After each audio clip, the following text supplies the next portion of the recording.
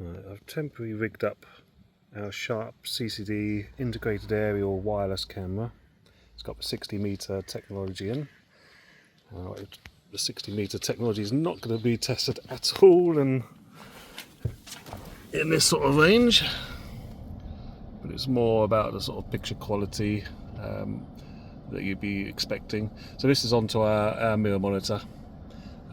So obviously mirror monitors are very popular, especially for people wanting them as rear view cameras when they're going away on a caravan. So this has got disconnect points about a foot away, so if you did want to take the monitor off, if you were planning on using it just to tow a caravan, obviously you're able to do that. I shall take us out and try and find something to sort of reverse up to, just so you can see it in action, in motion. It wasn't my intention to do it so late that the auto lights have come on by themselves. Right. I've actually just left the Audi camera on. If you hear any beeps, it's because it's the parking sensors for the car. They're not coming from the monitor.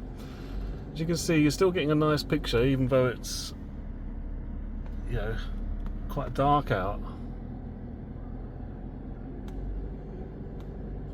Personally, I prefer the picture coming from the wireless camera.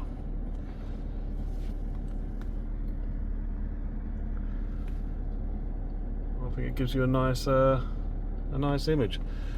So yeah, it's getting quite dark outside. I mean, you know, you're quite in the shadows as well. So you're getting a little bit of what they call noise, which is that little bit of sort of dotting or static almost. That's what happens at night time when low light levels occur. As you can see, it's not bad at all. You know, really nice usable image. At the moment it's just clipped over the interior mirror. So a lovely picture. Obviously should have done the shoot a little bit earlier, but hopefully this gives you an idea of what it's like. Well, it definitely gives you an idea of what it's like later on in the evening.